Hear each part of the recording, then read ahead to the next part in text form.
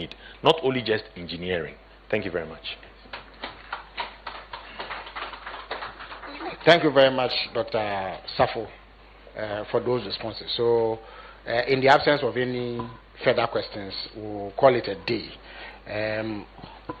Well, I've been reminded that there's a phenomenon of street parking, which complicates further traffic congestion on many of our roads. And since they are working actively with the MTTD of the police and then the assemblies, we are certain that measures will be put in place to address this behavior, which frustrates all of us. So on that note, I wish to thank all of you for coming. Let me indicate that the video that you saw will be played across various television networks within the city to keep the public informed, and it will go on over an extended period of time so that everybody gets to hear and see what they have to do in order to circumvent the inevitable traffic buildup that will occur, because a section of a major highway like that will be closed off to traffic for these works to be constructed. So until we come your way next time, thank you all for coming.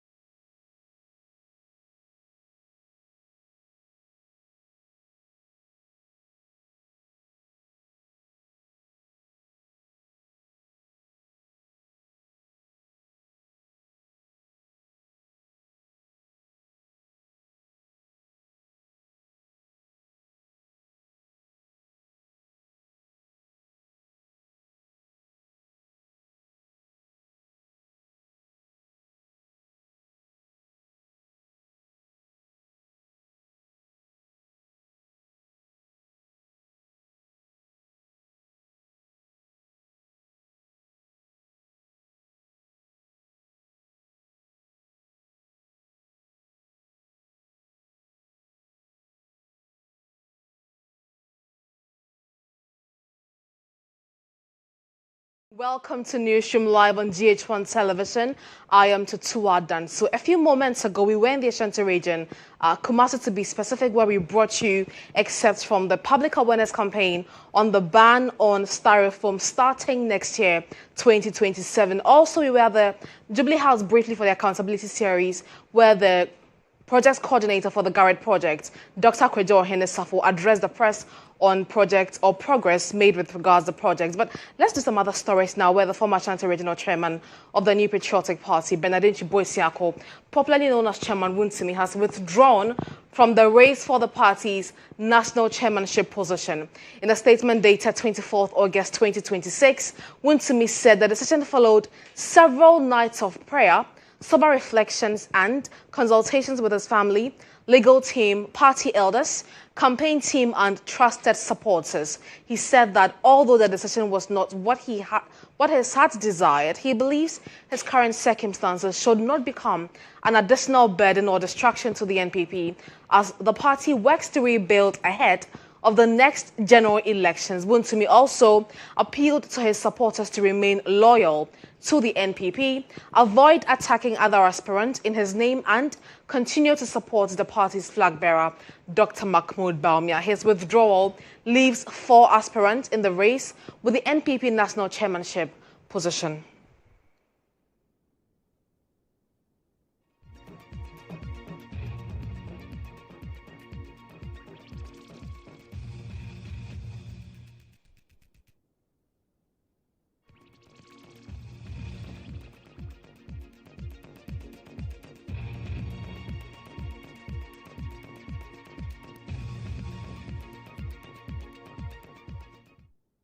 Away from politics, some commercial drivers and traders at the Tutuwaa lorry station in the eastern region are protesting against plans to construct a telecommunications mast at the busy transport terminal, although the New GHOne South Municipal Assembly explained that the project is necessary to improve internet and mobile network connectivity in the municipality. The protesters argue the execution of the project impacts negatively on activities at the station. My colleague, Obed Kojoansa, reports.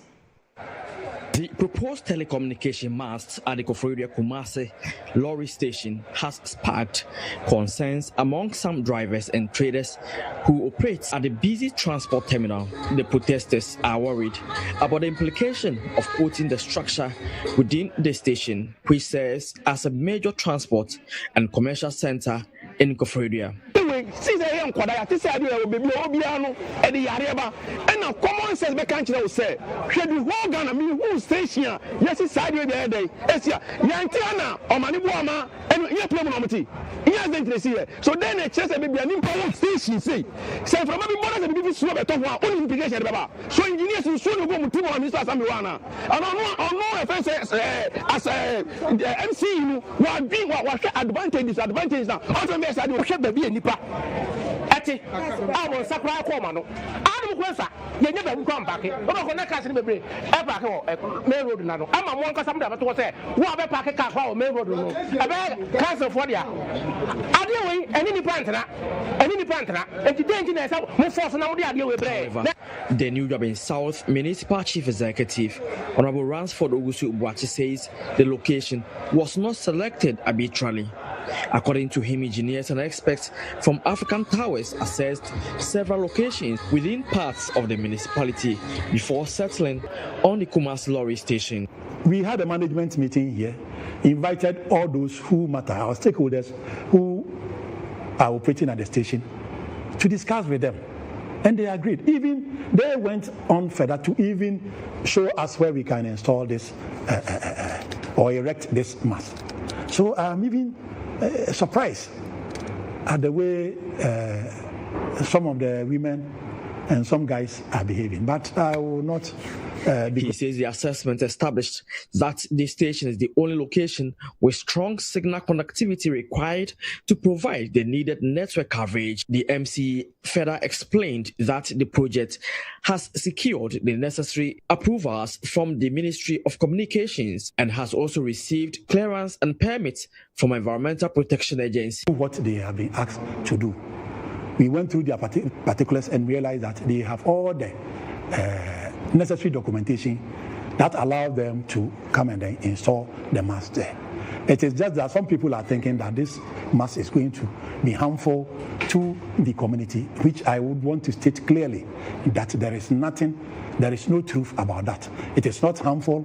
Some of these masks have been erected in various places like schools, even individual homes, they are there.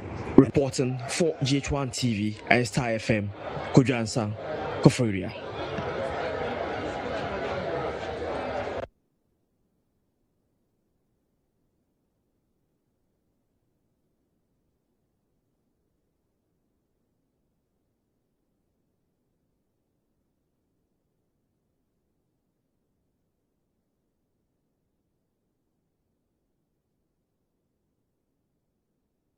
Away from that, the Minister for the Interior, Muntaka Mohammed Mubarak, has announced the rollout of the digital traffic enforcement system, which will track and penalize over 47 road offences starting in September 2026.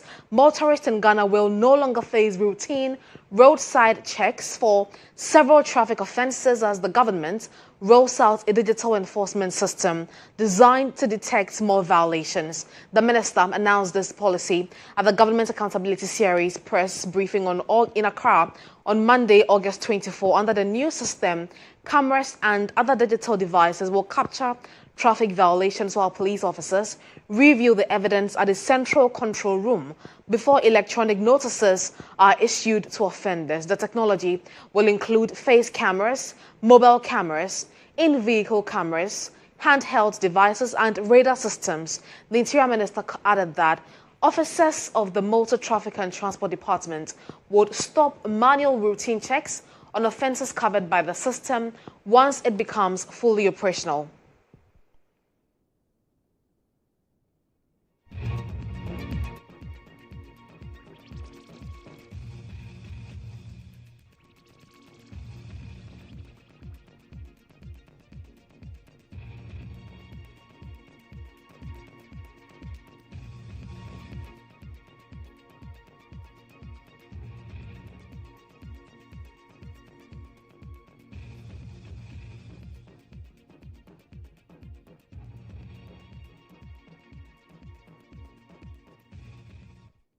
Well, let's have a conversation on the back of this development introduced by the Interior Minister and have a conversation now with the Chief Superintendent and Director of Research and Training at the MTTD headquarters, ACP Alexander Obeng. It's good to have you, sir, on Newsroom. Good afternoon. Thank you very much. Great. First off, help us understand how feasible this policy will be, given that even in some areas in Accra, some traffic lights do not work in some cases. All right. Thank you very much, and good afternoon. I think, first of all, when it comes to traffic policy and policing in general, many countries, including Ghana, is looking for both manual and automated ways of improving upon the capacity to ensure that we are able to gather the needed information, process it into evidence with the aim of ensuring that we minimize infractions and then protect lives and properties on our roads with the aim of preventing ever-increasing preventable crashes, associated deaths, injuries, and damage to property. So when it comes to the application of police technologies, the existing devices we have, including those that you outlined, cameras and all that, and then powered by software apps, right, so that allow us to be able to detect infractions and photo register them and process them into electronic notice of violation.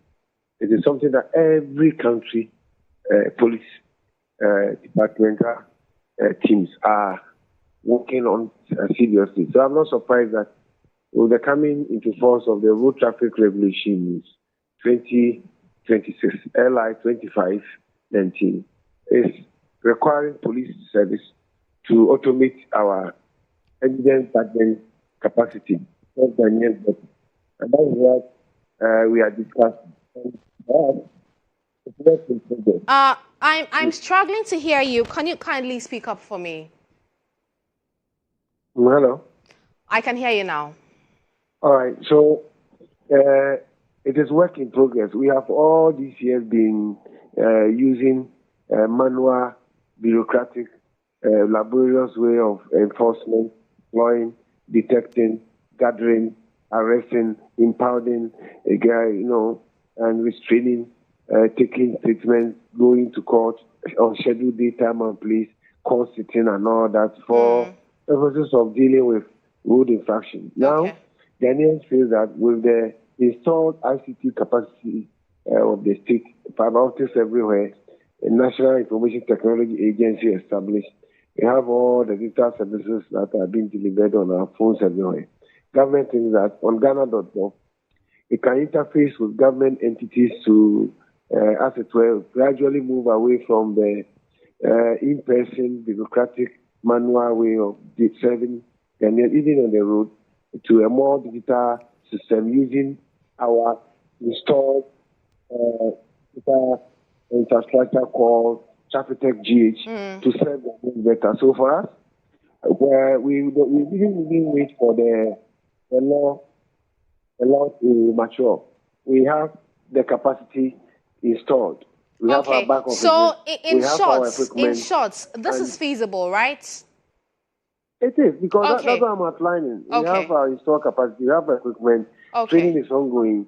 We are even issuing caution notices, and the sensitization is ongoing. No wonder the minister also hinted at, and we are discussing the last time, if you recall, a GHTV, among other teams from media houses, visited our traffic tech back office with the Minister of Transport and his team. So far as its installed capacity is concerned, we have done something significant. Again, when it comes to the law, it is now ready. Training is ongoing. Right. The sensitization is ongoing. All that is required is that caution notices will follow. And gradually, Ghana will start issuing electronic notice of violation under the Road Traffic Regulation 2026 Regulation 242, headed Automated Road Traffic Offences and Fines. And we, together with the media, we will be able to gradually, over time, ensure that the road space will deliver services that will always remind the road user that there is some sense of apprehension, because the cameras are there, sensors are there, police by the roadside are having PDAs to interact even with your driver license, which is automated, with your vehicle registration number, which is being automated with, embedded with RFID chips that will allow police to instantly know who owns the vehicle, who is driving among others. So these are things that investment that I think Ghana is doing, and police will run on it to ensure that we detect who owns the car, who is driving, and to also issue notices in the form of traffic tickets, in the form of text messages or ENDs to them, for them to be forthcoming, in order to change attitude, because attitude is influencing many of the crashes that are occurring on our road, and particularly speeding, red light violation, unlawful parking, leaving vehicles in dangerous position, and bringing on the road rickety, dangerous vehicles that mostly traps us and kills us and kill us. All right. Thank you very much. You've adequately elaborated on all the points. We are grateful. Thank you very much for speaking to us this afternoon, Newsroom. Away from that, let's do health, where the Ghana Health Service has launched a national roadmap and 5 strategic documents to strengthen Ghana's preparedness and response to public health emergencies. Well, the framework is designed to ensure faster and more coordinated responses to disease outbreaks, floods, chemical and radiology incidents, disasters, and health emergencies at Ghana's borders. Speaking at the launch, Director General of the Ghana Health Service, Dr. Samuel Kaba Akoria, said the frameworks provide a unified approach to managing health emergencies with early detection, timely treatment, and rapid response at the center of the strategy. According to him, early detection, timely treatment, and rapid response are critical, while the Public Health Emergency Operations Center will bridge the gap between data and action. Detection leads to early treatment, and timely care saves lives. Our country has the history of seasonal outbreaks of meningitis, cholera, typhoid, seasonal flu, and other outbreaks, including mpox. Crises test our resilience, but a functional EOC ensures we do not react in silos. Head of the National Public Health Emergency Operations Center, Dr. Lawrence Lati, said the strategy will strengthen governance, intelligence, technology, logistics, the emergency workforce, and sustainable financing. The priority now is to make the system functional, that is ready to coordinate operations and improve on it. And then also to have a common national approach under the theme of standardization and how to connect the national level through the regions, districts in a multi-sector fashion. The framework is also expected to link emergency response systems nationwide, supported by regular simulations and increased domestic financing. The Ghana Health Service remains committed to working with the MOH, the Ministry of Health, the Government of Ghana by extension, national and subnational institutions, communities, civil society, and partners to translate these strategic documents into sustained capacity and action across the country. Together, we must build a public health emergency operations center system that is functional, connected, sustainable, and ready to coordinate effective action before, during, and after public health emergency.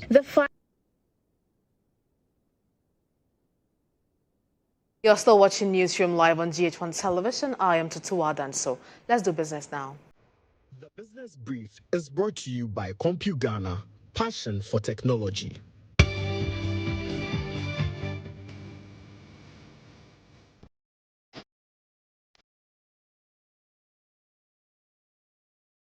Now, the Ministry of Energy and Green Transition has announced plans to introduce a bill in Parliament to regulate the use and charging of electric vehicles in the country.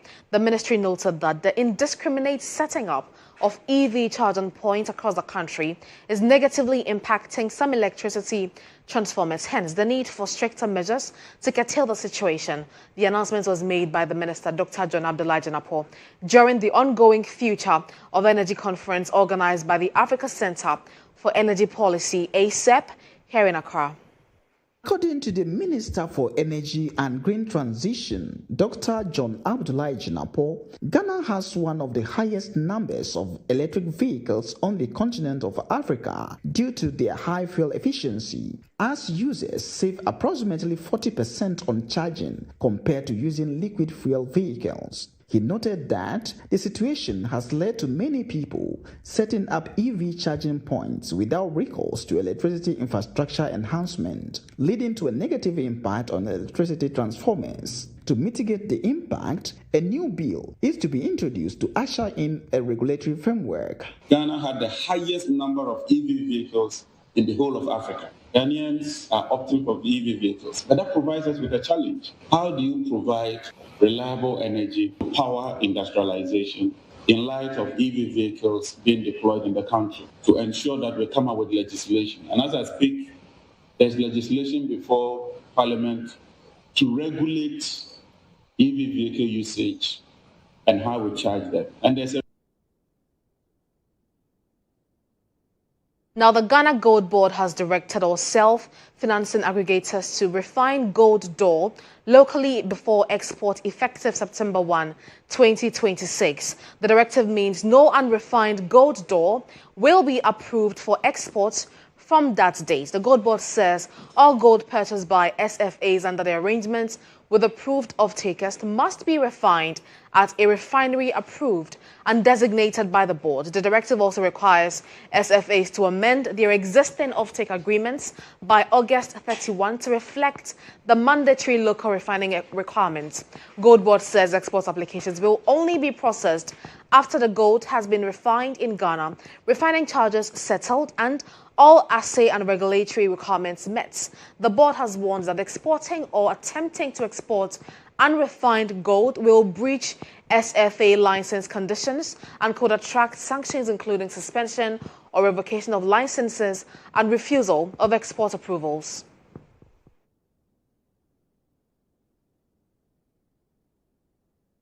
And that's it for the Business Brief on Newsroom. The Business Brief was brought to you by CompuGhana, passion for technology.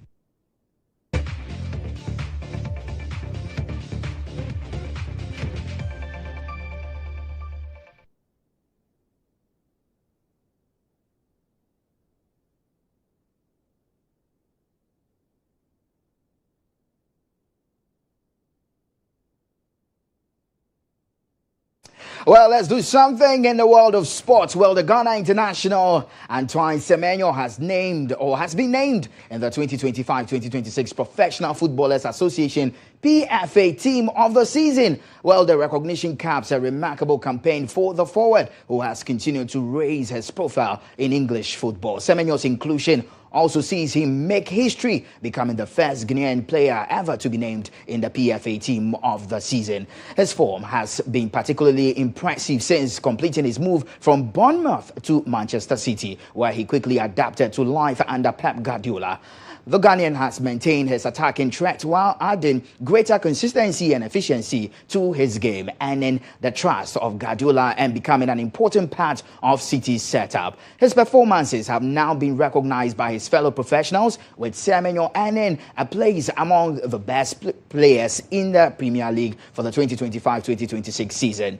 The latest hannah marks another remarkable and major milestone in Semenyo's career and further strengthens his growing reputation on the English football scene.